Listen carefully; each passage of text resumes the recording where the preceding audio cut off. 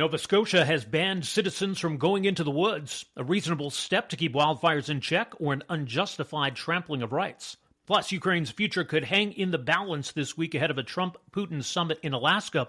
All that and more straight ahead on episode 23 of the Rob Breakenridge Show.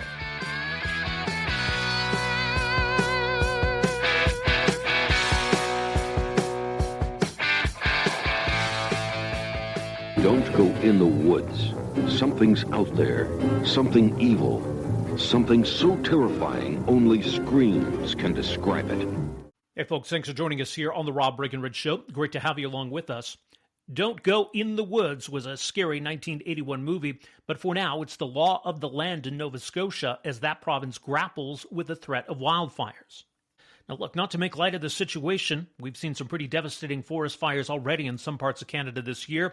And of course, Alberta recently marked the one-year anniversary of that massive fire that tore through and devastated the town of Jasper. Even this week, New Brunswick and Newfoundland are both dealing with some very serious fire situations. And I think people expect and understand that steps will be taken to deal with the threat posed by wildfires. Banning campfires or certain kinds of outdoor activities during a period of elevated fire risk is justified. In extreme situations, governments can evacuate and block off entire communities. But what Nova Scotia is doing here is far less common, a total ban on accessing the woods. Even something as innocuous as walking on a trail would be banned. And the punishment is severe, a whopping $25,000 fine for violating the ban. Already, we've seen some openly defy this ban as a form of protest. Others seem confused as to what exactly this ban applies to. And this has led to quite a debate about government overreach and striking the right balance between respecting civil liberties and mitigating the risk to the public posed by wildfires. Here's how Nova Scotia Premier Tim Houston explained and justified the policy when he announced it last week. Effective 4 p.m. today, we're telling Nova Scotians, stay out of the woods. We are restricting travel and activities that really aren't necessary for most of us. Hiking, camping, fishing, and the use of vehicles in the woods are not permitted. Trail systems through woods are off limits. Camping is allowed, but only in official campgrounds. The fine for violating any of these bans is the same as the fine for the ban on burning, $25,000. So what does this mean if you have a home or cottage surrounded by a wooded area? We strongly encourage you to stay out of those woods, regardless of where they are. Please don't do anything that could unnecessarily put you, your family, or your neighbors at risk. This situation sucks. Summer is one of the best times in Nova Scotia, and we all look forward to getting outdoors and enjoying our scenic beauty that surrounds us. I get that, and I'm right there with you as Nova Scotians. But you can still go to the beach. In fact, that's a great place to be on these hot, dry days. Just no bonfires. If there's a short trail to get from point A to point B, like from the parking to the beach or to the lake to fish, that's fine. But that's it. No heading into the woods to spend time there. I know it's inconvenient. I know it's the height of summer vacation and people want to do all the activities that we so much enjoy in our great outdoors. We have a beautiful province. I know everybody wants to enjoy it, but we have to stay out of the woods. It's a small price to pay right now to avoid the kind of devastation that we saw from the wildfires in 2023. Well, one of the groups pushing back on this policy is the Canadian Constitution Foundation.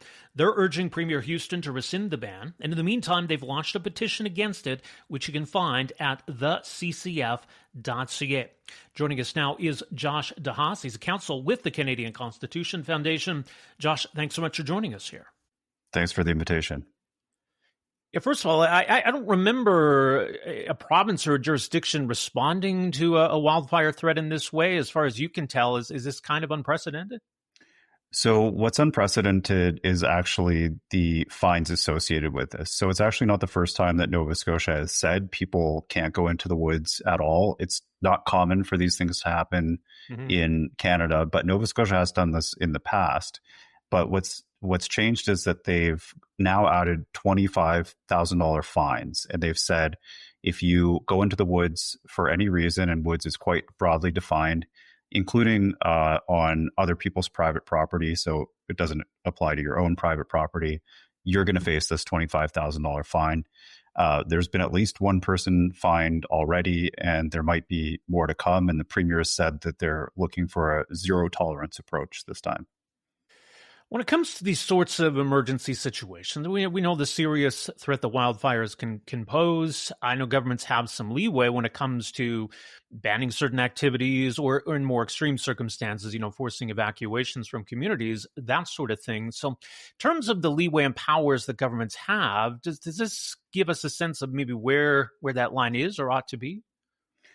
So I think governments do have powers to impose restrictions for bona fide reasons, to protect public safety, to prevent wildfires.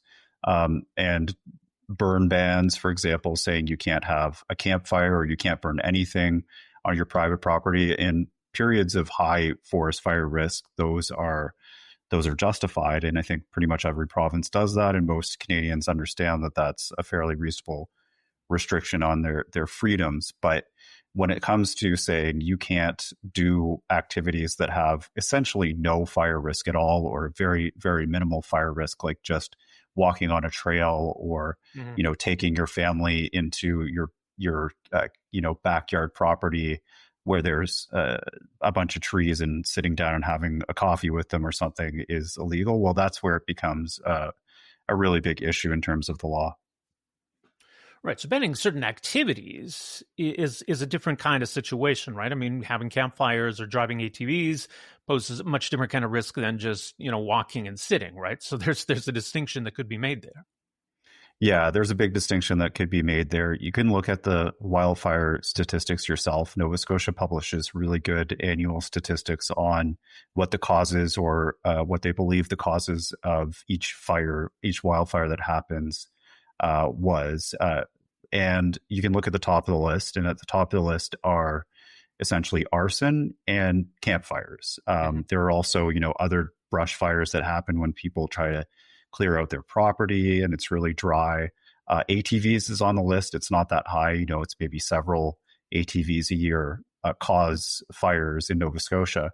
But they know the activities that do cause fire, and simply walking down a trail is not one of those activities. Simply fishing is not. So what they're really saying is, people can't be trusted at all to use the public forests and the public lands, or even in some cases the private forests, right? So it's pretty extreme when it's capturing those activities as well.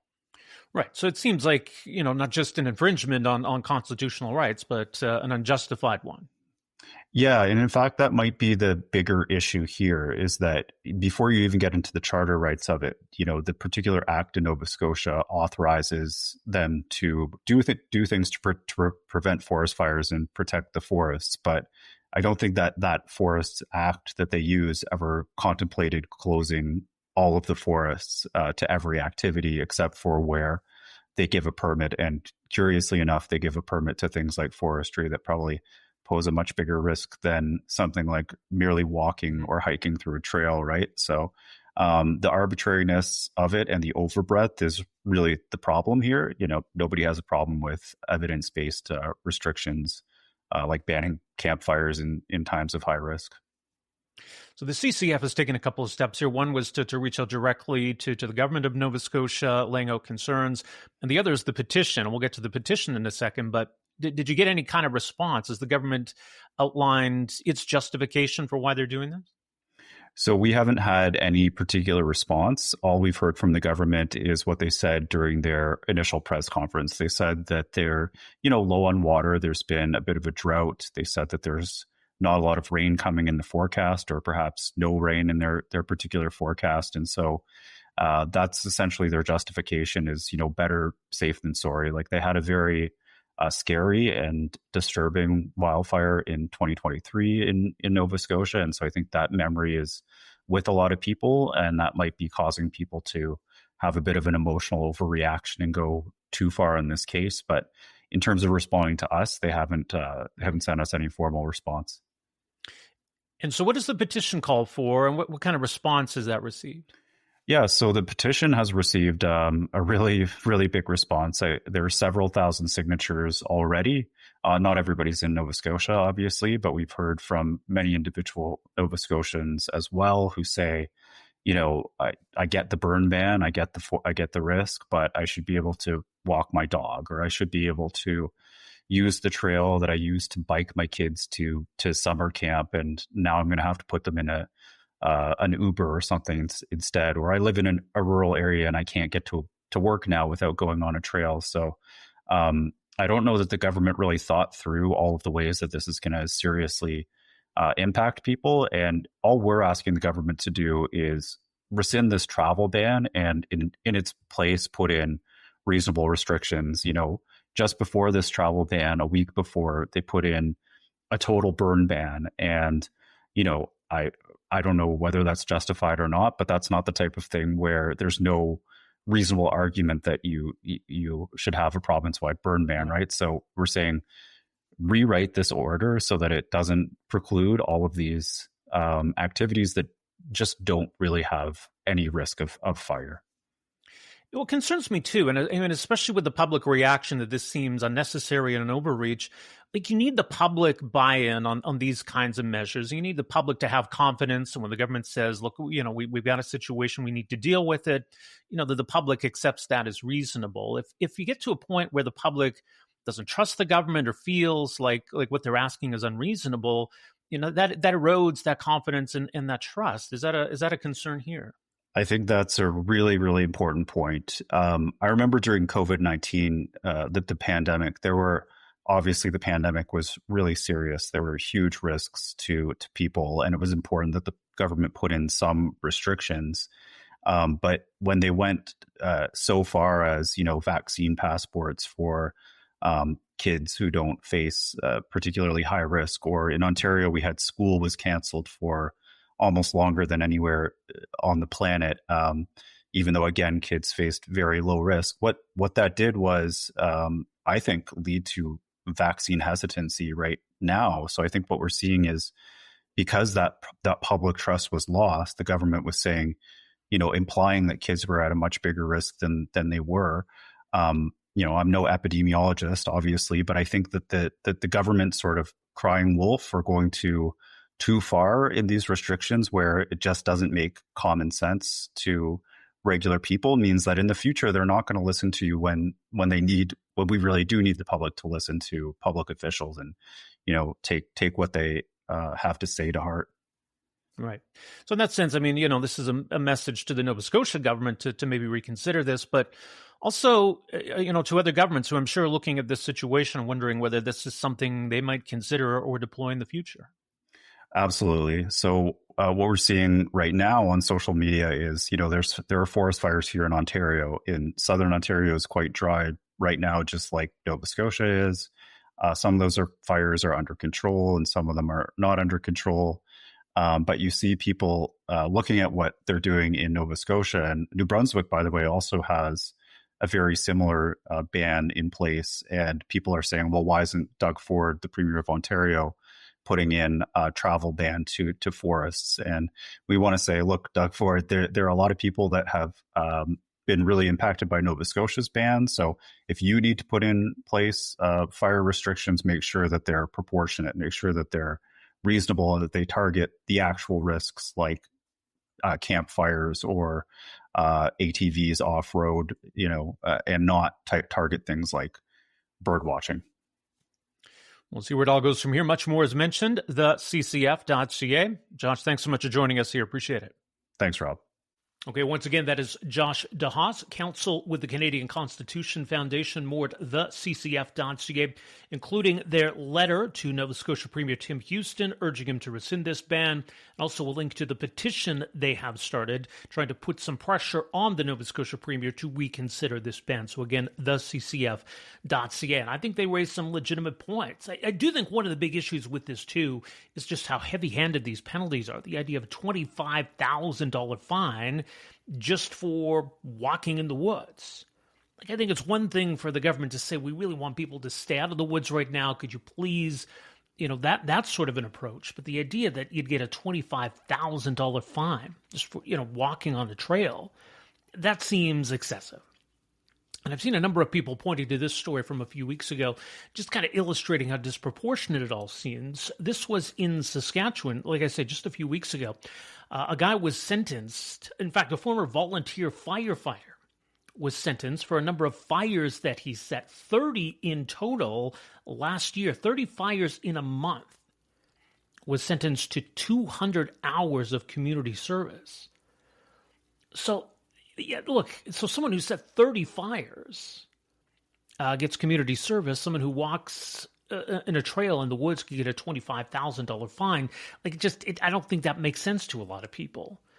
Like, we're not maybe being firm enough with those that are actually causing the problem, and we're being a little too heavy-handed with people who don't really seem to be a big part of the problem.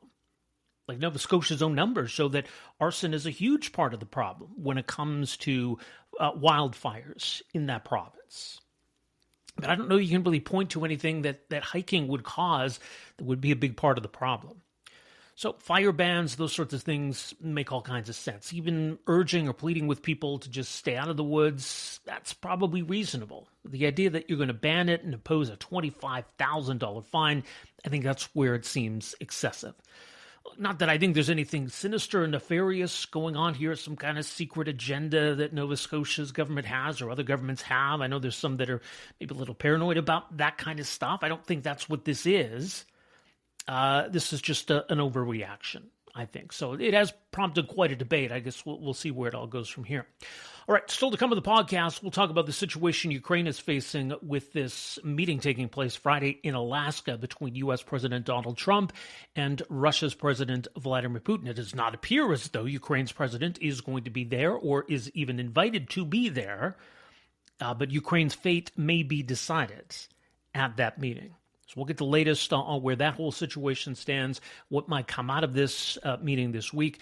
We'll talk about that coming up momentarily. This is the Rob Breakenridge Show.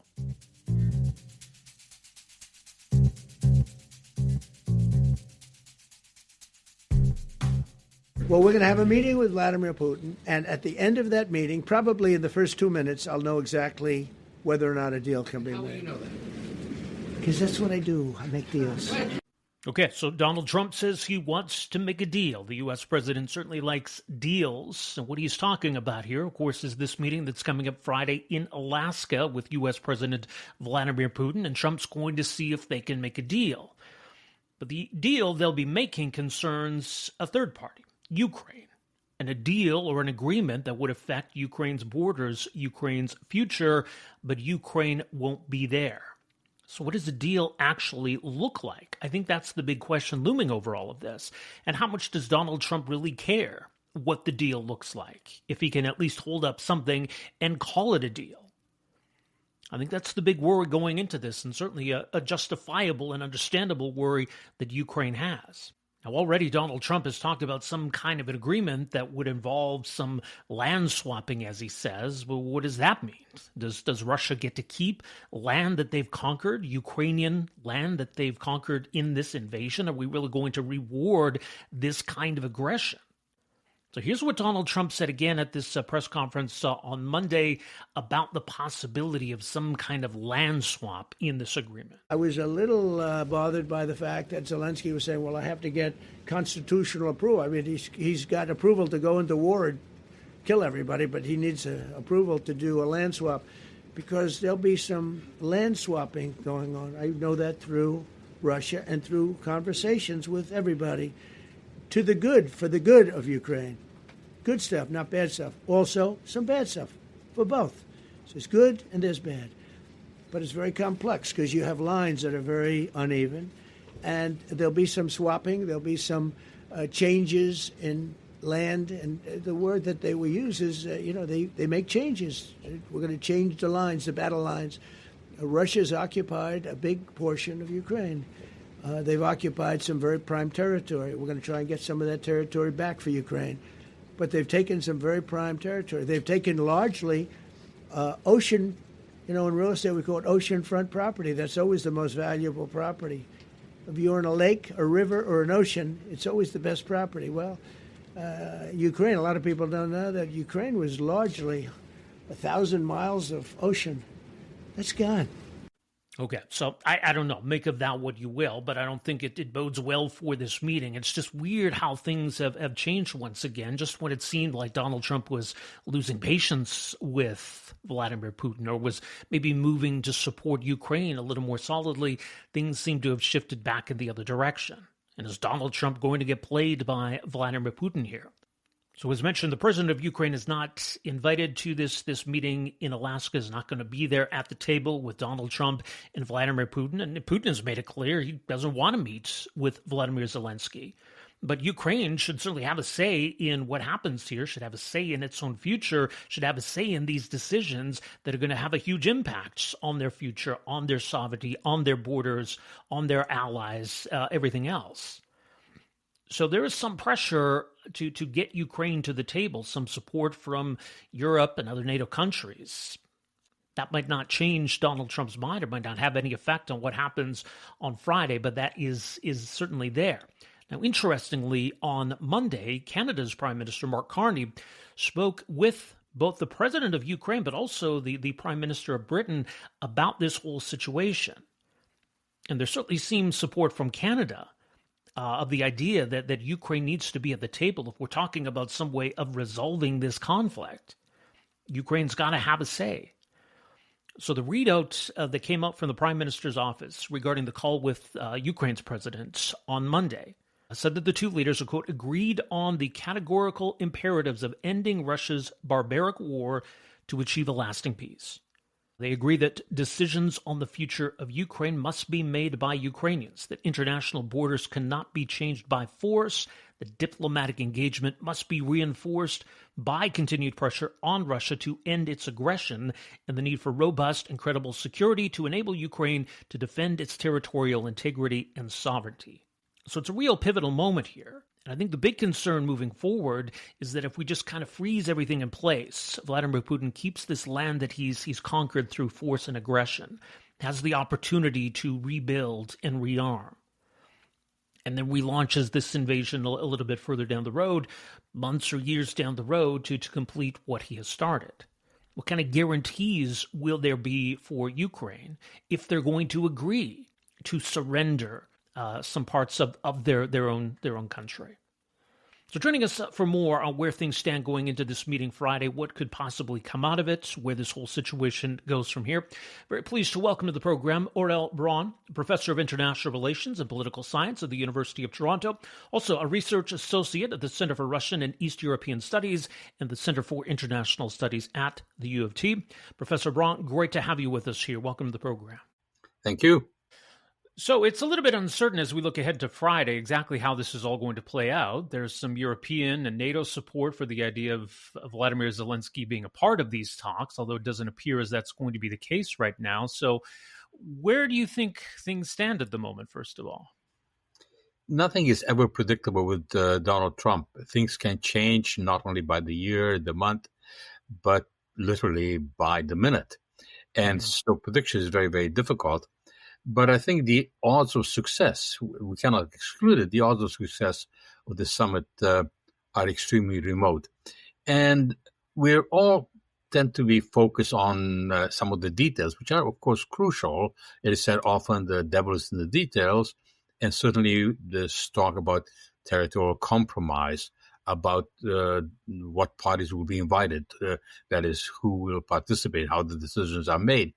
These are all important, but I think we're missing something even more important, and that is taking us back to the big picture, the grand strategy. Russia has a grand strategy entering this, and it has been very consistent since the all-out attack on Ukraine in February 2022. What Vladimir Putin wants to achieve is that if he cannot take Ukraine over immediately, he wants, at the end of any negotiations, a Ukraine that is helpless and hopeless, one that he can take over on the installment plan. He wants a Ukraine that is forbidden from joining NATO or any outside alliance, that would have its armed forces highly limited, where the government would either be subservient to that of Russia or at least very pliable. That is a strategy that was made very clear at the Istanbul meeting back in 2022 when Ukraine was in desperate conditions, and even then they did not accept it. And this is what he wants to achieve. Rather than negotiate, he wishes to dictate the terms of surrender. Now, in the case of Donald Trump, there is no overarching strategy. Right. It is all piecemeal. It is transactional. So there's that asymmetry. So United States, even though it's a superpower and Russia is not, United States from the very beginning is at a great disadvantage. Which is a concern. And I think Donald Trump is looking to hold up some sort of an agreement as peace. And regardless of whether it makes sense or whether it's good for Ukraine, I think that's the concern. So as you say, it's not just about territory. And I know there's been talk about some sort of territorial swap, as the president has called it, recognizing essentially Russian occupation of parts of Ukraine, but also those other conditions, right, regarding NATO membership and regarding Ukraine's armed forces. So this is all likely to be a part of it. Exactly, because territorial concessions may be unfair, extremely painful, but eventually they can be overcome, because we know, for instance, that Germany was divided at the end of the Second World War. And West Germany, the Federal Republic, became highly successful, and Eastern Germany was fundamentally occupied by Russia, though there was nominally a regime. But eventually there was unification. And so history can change. But the problem here is that the Americans and Donald Trump are coming in with almost a kind of desperate quest to have peace. Yes, at one level, they may want to stop the killing, and that is noble. But at another level, Donald Trump is absolutely focused. He's obsessed with getting a Nobel Peace Prize. He wants to get something major enough that he would get that prize. And Putin knows this. He is a superb manipulator. He comes from the KGB. They use something called reflexive control. On the American side, you have negotiators who are out of their depth. Steve Witkoff is a former New York real estate lawyer. This is not a real estate deal. In those kind of negotiations, the worst thing that can happen is that if you make a mistake, you go bankrupt. In these kind of negotiations, a mistake is deadly. Right. Now, what do you make of what we've seen in recent weeks and months? And we had these circumstances where there was limited support going to Ukraine, military support, just as Russia was stepping up its missile and drone attacks, especially on Kyiv and other, basically populated areas. And it's been quite a brutal stretch for Ukraine of weathering these Russian attacks. What do you see then as Putin's objective here? Because it almost seemed to frustrate and anger to some extent Donald Trump. It appeared a number of times that Donald Trump finally got it, that it was being played. He said so, that Vladimir Putin was not genuine in reaching any suitable, stable, sustainable agreement. And there was that frustration where he threatened new sanctions, those sanctions which would have had some significant effect, particularly on oil. And we noticed that they were already directed at India, which buys a great deal of Russian oil, which gives Vladimir Putin funds. So there appeared to be movement in that direction. And then it all kind of evaporated after there was this kind of promise made by Vladimir Putin to Witkoff that is willing to have some kind of territorial arrangement. And these promises became a key negotiating currency, even though Russian promises have had no credibility in the past. And so this is why a grand strategy is so important. As I noted, Russia has one, but not the United States. A grand strategy on the part of the United States would have to have a central guiding principle.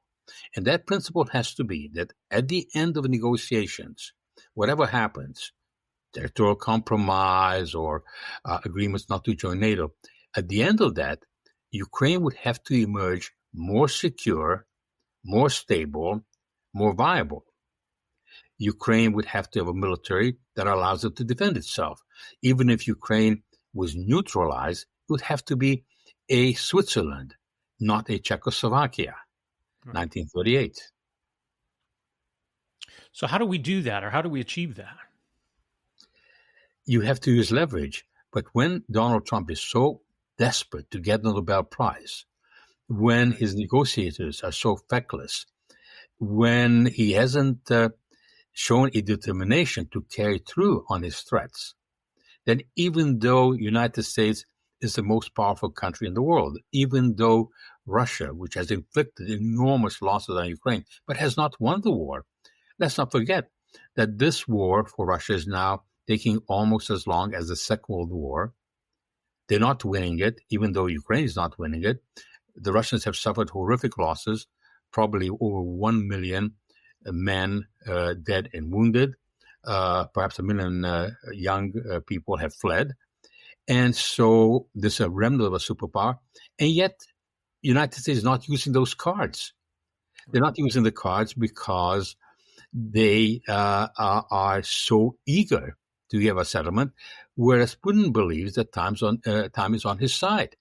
So one of the things that the United States would have to show is that time is not on Russia's side. And the only way they can do that is by more strongly supporting Ukraine, or at the very least providing a kind of bridging between now and until the European powers, which are now beginning to significantly rearm, especially Germany, until they have a sufficient force and a sufficient military production capacity to take over from the United States and support Ukraine to a level where Russia will have come to the conclusion that this, as the late Navalny said, this is a stupid war. This was a huge mistake, a huge strategic failure, and they have to settle it in realistic ways. Mm-hmm. I mean, absent those guarantees, if we enter a situation where we're just kind of freezing the map in place, territorial exchanges, Russia holds this territory, and then we ease sanctions, allow Russia time to rebuild and rearm, without those guarantees for Ukraine, are we essentially pausing this war? And does it allow Russia to continue its invasion at some point down the road? This is the danger, that this could be a way for Russia to try to get Ukraine on the installment plan. Because not only would it be the case that Russia would have no restrictions on its armed forces, Russia, absent sanctions, could get new investments, sell more energy, generate more funds. But I suspect that Russia will not settle just for a ceasefire or some territory. They will want to have very severe restrictions, not only on preventing Ukraine from joining the alliance, but also on the size of the armed forces, also on how the government is run. It could happen under the guise of saying, well, you must guarantee Russian linguistic rights, or you must guarantee that you don't pursue certain domestic policies, all of which create the danger that what they may want to do is turn Ukraine into a kind of Russian protectorate. Right. So if that's what comes out of this meeting Friday, and Donald Trump holds it up as peace and says this is how it needs to be, where does that leave Ukraine, and where does that leave Canada and the EU and other NATO members? It's a very difficult situation because you have seen extremely strong statements of support from the European allies and from Canada as well. And those are indeed the right statements, and they are the needed intentions. The problem is that intentions are not the same as capabilities. And the Europeans in Canada, we have allowed our defenses to run down so badly, where Russia has massively built up its own, even though its economy is much, much smaller than that of the EU or that of the United States, that would take time to scale up. And so, in a sense, we have no choice. We are dependent on the United States. And if Donald Trump cuts off aid and also is not willing to transfer key weapons like Patriot missiles, HIMARS, and others that the Europeans can produce, provide the intelligence that is so crucial, satellite and other forms of intelligence and coordination to Ukraine, then it would be extraordinarily difficult. It's not that Ukraine will necessarily have to surrender. Ukraine is not Czechoslovakia in 1938. Historical analogies are imperfect, but it will make the situation in Ukraine vastly, vastly more difficult. It would further embolden Russia. This would be then an extremely bad outcome, even though it might be papered over so as to try to get Donald Trump that Nobel Peace Prize. And as you know, Nobel Peace Prizes have a pretty bad reputation that often, when they're awarded, the hopes are not realized. We'll see what happens this week. We'll leave it there for now. Professor Braun, appreciate your insight, and thank you so much for making some time for us here. Thank you for having me on.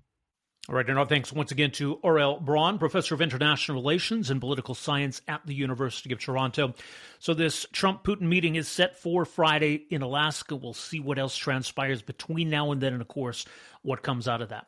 Listen, that's where we're going to leave it for this episode of the Rob Breakenridge Show. You can find us, of course, at robbreakenridge.ca. You can find and download this podcast on Spotify, Apple Podcast, Amazon Music, and other podcast platforms. And don't forget to check out our YouTube page as well, youtube.com/Rob Breakenridge Show.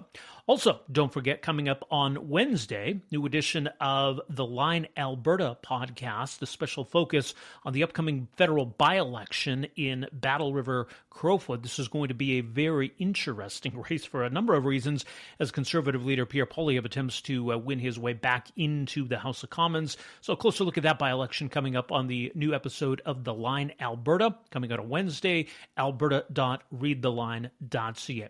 Thank you so much for being with us on the Rob Breakenridge Show. We will have a new episode for you on Friday. Have a great week. We'll talk to you then.